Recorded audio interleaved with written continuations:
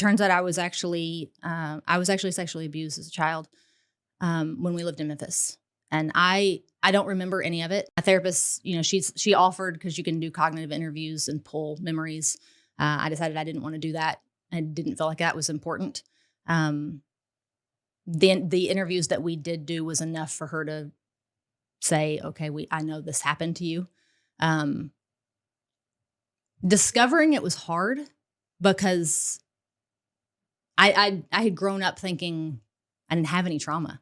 I mean, there's been so many different times that I've sat in counseling or therapy meetings or different things and, been the person that's like, I don't really have anything to talk about. I had a great childhood and I did have a great childhood, but it was the 80s.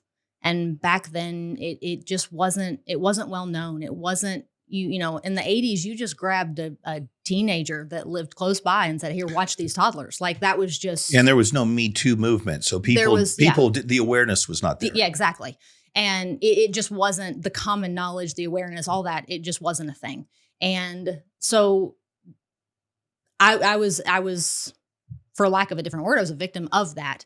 But at the same time, I was also very young. And I don't remember things that happened.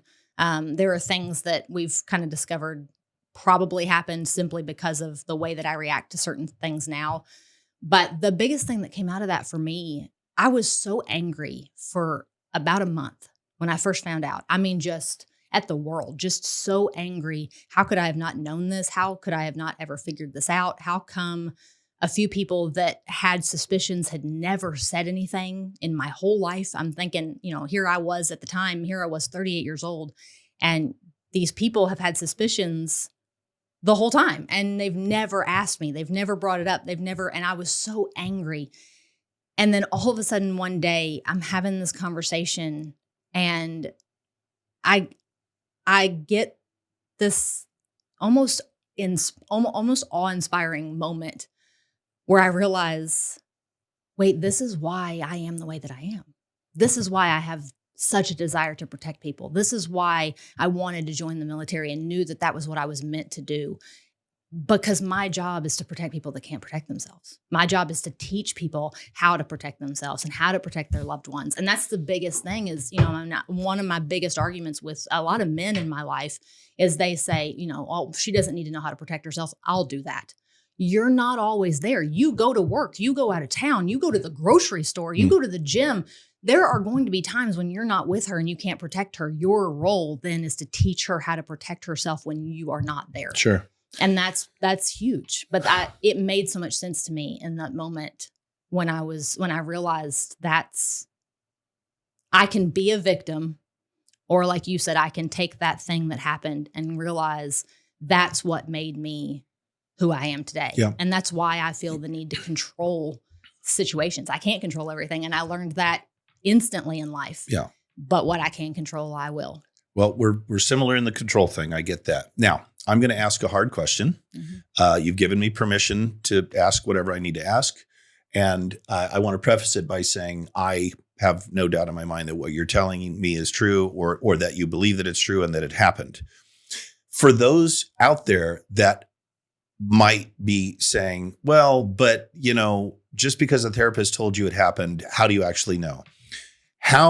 What information or what do you know that connects the dots to make you, instead of just some therapist, which a lot of people think are full of shit anyway. I don't. I think they're valuable. What information do you have, or what memories do you have that connects those dots to make you convinced that actually happened, rather than it just being a suggestion by a therapist? Because that used to happen all the time. Right. There's therapists back in the day. I don't know if it still happens. Everything was, oh, you were abused as a child. Mm-hmm. Oh, I was? Well, then it must have happened. Yeah. Do you feel comfortable sharing that one piece of the puzzle that actually goes, okay, there's no doubt in my mind this happened because I know based on my information, not what some therapist said? So the way that it was uncovered, I was having a conversation with my therapist originally, and we were still in the kind of get to know you phase. And out of nowhere, she asks me, were you abused as a child? And I thought, that's an odd question for you to ask. And no, not, no. And she says, okay.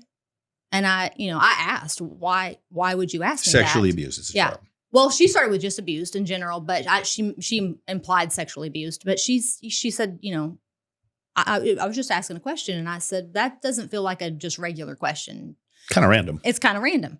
And she said, there was a few things that you've said. I just wondered if there was any of that. And I told her again, I don't think so.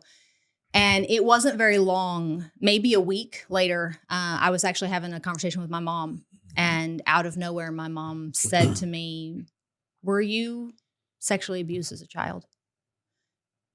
The exact same way that my therapist asked it. And those two don't know each other. They do not know each other. And my mom's been my mom my whole life. I mean, she's always been around. And literally my response to her was, why would you ask me that? Weren't you there when I was a child? Like, why would you Also not random. have the answer to that? Yeah. Where's that coming from? And so I asked her the same thing. Why would you ask me that? And she had the same response as my therapist. There's just things in your life or things that you do or you say or whatever that have made me question. And I asked her in that moment, I'm 38 years old. Why are you just now asking me that if you think that's a thing? And her response was that I needed to talk to another family member. And I was very confused, but I did. And I reached out to this other family member. And when I reached out to them, they instantly burst into tears. And their response was, I should have protected you. Oof. And of course, my response was, from what? You were a child. Oh, okay. Also, it turns out that I was not the only one being abused. And the other family member was much older and couldn't protect themselves. But their reaction to me was, I'm sorry I didn't protect you. And I'm like, that's not a thing. That wasn't your job. Your job, you couldn't even protect yourself. But your role was not to have protected me. And this was a family friend that we're referring back to a couple of minutes ago that was the perpetrator. Yes. Or you said friends? Well, we don't know. I don't know for sure how many were involved. So that's why I put an S on it. But yeah. Okay. Well, that certainly solidifies it. Yes. So there's no question. It's not just that. You understand the reason I asked that? Yes, of course. I just, there's so many people that have a poor opinion because frankly, there are so many therapists out there that should not be trying to help other people because they Right. can barely help themselves.